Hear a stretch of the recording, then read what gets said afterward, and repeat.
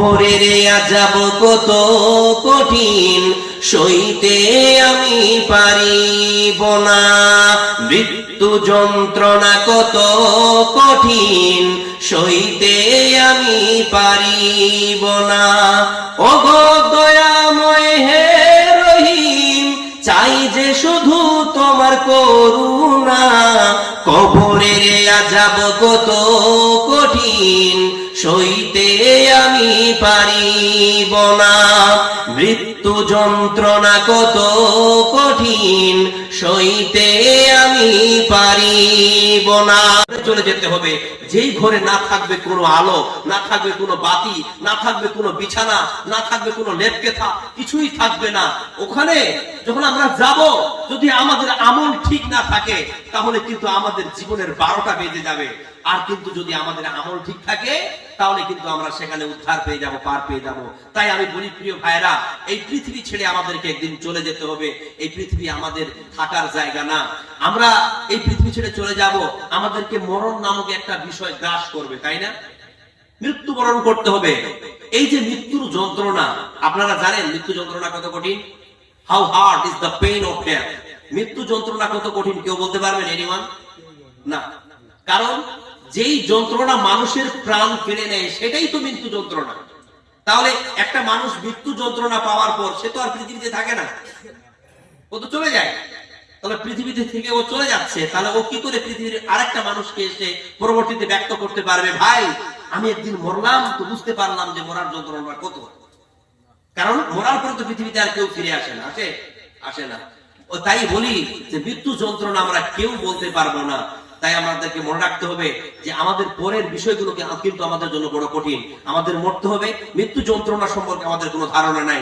তারপরে কবর যেতে হবে, কবরের জগৎ সম্পর্কে আমাদের ধারণা নাই। তারপরে হাসরে যেতে হবে, হাসরের জগৎ সম্পর্কে আমার ধারণা নাই। তাহলে এই যে জগৎগুলো আমাদের চিন্তা করতে হবে না? একটা মানুষ যদি এগুলো নিয়ে চিন্তা ভাবনা করে তাহলে ওই মানুষটা কিন্তু কোনোদিন পাপ করতে পারে না, পারে? মৃত্যু যন্ত্রণা কত কঠিন, সইতে আমি পারিব না। কবরের আযাব কত। মৃত্যু যন্ত্রণা কত কঠিন পৃথিবীর কোনো মানুষ সহ্য করতে পারে না। একটা উদাহরণ দিয়ে আপনাদেরকে বলতে চাই, আসলে মৃত্যু যন্ত্রণা কত কঠিন এটা তো আমরা পৃথিবীর কোনো মানুষ বলতে পারবো না, ঠিক আছে, কিন্তু মৃত্যু যন্ত্রণার যে একটা আঁচ এটা কিন্তু অনুভব করা যায়। কখন করা যায় জানেন? যখন কারো আপনজন পৃথিবী ছেড়ে চলে যায়। এখানে অনেকে বসে আছেন হয়তো যারা আপনজন হারিয়েছেন, রিসেন্টলি হারিয়েছেন অথবা আগে হারিয়েছেন। অনেকে আছেন যারা মা বাবাকে হারিয়েছেন।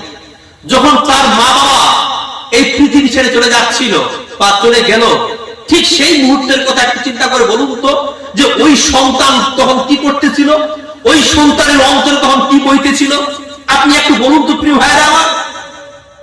অনেকে বসে আছেন, অনেকের সন্তান কোন খালি করে পালিয়ে গেছে, নাই? এমন অনেক আছে।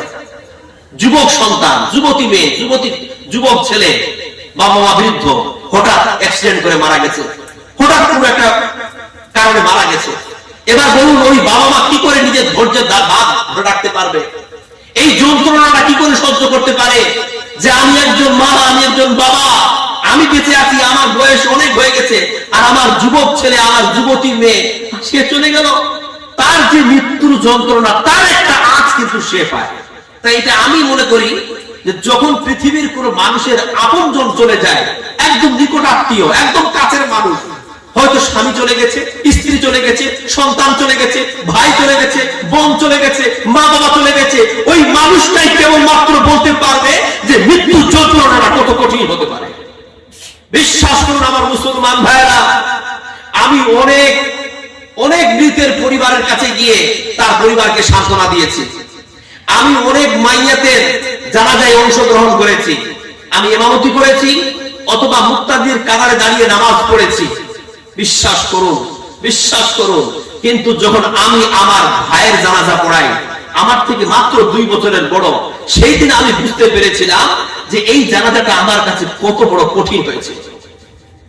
একটা মানুষকে যে আমি বুঝাইছিলাম যে কাকা আপনি কান্না করিয়েন না, আপনি বিচলিত হইয়েন না, আপনার ছেলে কিছুটা কি হয়েছে, আপনাকে তো একদিন যেতে হবে, আল্লাহ তাআলা আমানত নিয়ে নিয়েছে।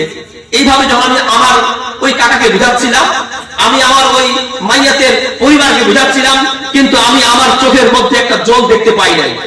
কিন্তু যেদিন আমার ভাই মারা গেল সেদিন আমি বুঝতে পারলাম যে একটা আপনজন কেউ যখন হারায় তখন তার ভিতরে কি বয়। একজন আলেম বলে না যে কেউ মরলে কান্না করতে হয় না, কিন্তু একটা আলেমের যদি তার নিজের সন্তান ফুটফুটে চাঁদের মতো চেহারা মারা যায়, ওই আলেমটাকে নিজের চোখের জল থামাতে পারবে? সেদিন আমি পাগল হয়ে গেছিলাম, সেদিন আমি এমন কান্না করেছি, এমন কান্না করেছি, গ্রামের লোকজন আমাকে বলেছে, তুই না মুরব্বি সাহেব, তুই না আলেম মানুষ, তুমি ভাবে কেন করতেছো? কিন্তু আমি সেই দিন আসলে হয়তো প্রকৃত যে মৃত্যুর যন্ত্রণা, প্রকৃত যে মৃত্যুর ব্যথা, সেটা আমি অনুভব করেছিলাম। যদিও পুরোটা অনুভব নাও করতে পারি, কিন্তু কিছুটা অনুভব করেছিলাম। প্রিয় ভাইরা, আমার ভাইয়ের চলে যাওয়াটা আমার কাছ থেকে এমন একটা এমন একটা বিষয় ছিল, বা এমন ভাবে আমার ভাই আমাকে ছেড়ে চলে গেছিল, আপনি অবাক হয়ে যাবেন। আমি সৌদি আরবিয়াতে থাকতাম, ওটা ছিল 2017 সালের 15 আগস্ট। আমি সৌদি আরবিয়াতে আছি, এখান থেকে খবর আসলো আমার ভাই খুব সিরিয়াস, সে মৃত্যু মুখে পতিত হয়েছে। আমি পাগলের মতো ছুটে আসলাম, পাগলের মতো 3 দিন ধরে আমি খাই নাই, পাগলের মতো ছুটে আমি আমাদের ওই যে বালুরঘাট শহরের যে গঙ্গরামপুর কালদিঘি সুপার স্পেশালিটি হাসপাতাল আছে, ওখানে আমার ভাই এডমিট। আমি বুনিয়াদপুরে নামলাম। আর আমাদের দক্ষিণ দিনাজপুর, উত্তর দিনাজপুর 2017 সালের 15 আগস্ট মাসে একটা বন্যা হয়েছিল। আপনি যদি নেটে সার্চ মারেন পেয়ে যাবেন। 2017 সালের 15 আগস্ট বা আগস্ট মাস করে একটা বন্যা সার্চ মারবেন, দেখবেন যে বাংলাদেশের একটা বাংলাদেশের একটা বাঁধ ভেঙে গিয়ে বিপুল পানি চলে আসছিল, এবং দক্ষিণ দিনাজপুর, উত্তর দিনাজপুর এবং মালদার কিছু এলাকা এটা টোটালটাই প্লাবিত হয়ে গেছিল। ঠিক সেই সময় আমি 14 আগস্ট পৌঁছালাম বুনিয়াদপুরে। আমি আমার ভাইয়ের কাছে গেলাম, ভাইকে দেখলাম, ভাইকে যে অবস্থায় পেয়েছিলাম আমি আমার নিজেকে কন্ট্রোল করতে পারি নাই। সেই সময় ভাই আমাকে কি বলেছিল জানেন? যে ভাই, আমার জানাজাটা তুই পড়াস। যখন এই কথাটা বললো, বললাম ধুর বোকা, এটা কোনো কথা হলো নাকি রে, তোর কিচ্ছু হবে না, আমি তো আছি, চলে থেকে বড় জায়গায় নিয়ে যাবো তোকে। আমরা তো তার আগে বেঙ্গালোর, চেন্নাই সব ঘুরে নিয়ে এসেছি। যাই হোক, আমি আমার নিজের কথা বলতে আসি নাই। সেই দিন আমি যে জানাজাটা পড়িয়েছিলাম, সেই জানাজা আর তার আগে আমি যত জানাজা পড়েছি, ওই দুটো জানাজার মধ্যে কিন্তু পার্থক্য ছিল আমার প্রিয় ভাইরা। তাই বলি, আজকে আপনি ঘুরছেন, আনন্দ করছেন, পাপ করছেন, গুনাহ করছেন, কিন্তু ওই ব্যক্তিটাকে জিজ্ঞাসা করুন, যেই ব্যক্তিটা আপনজন রিসেন্টলি হারালো, সেই ব্যক্তিটা কোনোদিন পাপ করতে পারে না। আপনি লক্ষ্য করে দেখবেন যে আপনাদের গ্রামে যেই দিন একটা লোক মারা যাবে, ওই দিন কিন্তু মানুষের মুখে খালি ইস, কবর, হাসর, মরতে হবে, এগুলো গল্প হবে। মানুষ কিন্তু মোবাইল বাজাবে না, মানুষ গানও শুনবে না, মানুষ ইউ করবে না। দেখবেন ওই যে কবরস্থানে যাওয়া, কবরস্থান থেকে আসা, এই সময়টা মনে হচ্ছে সবাই মধ্যে আল্লাহর ফারিস্তা হলো নাকি। কারণ সেই সময় তাদের মৃত্যুর ভয় কাজ করতেছে, মৃত্যুর খোঁজ কাজ করতেছে। এই যে মৃত্যুর ভয়, মৃত্যুর ডাক, এটা মারাত্মক একটা বিষয়। কিন্তু একদিন, 2 দিন, 3 দিন যেতে না যেতেই আবার দেখবেন সব আবার পাপের সাগরে কি হলো, ডুবে গেল। তাই আমি বলি প্রিয় ভাইরা, the remembrance of death is sufficient for man's guidance. মৃত্যুর স্মরণ মানুষের হেদায়েতের জন্য যথেষ্ট। জোরে বলুন।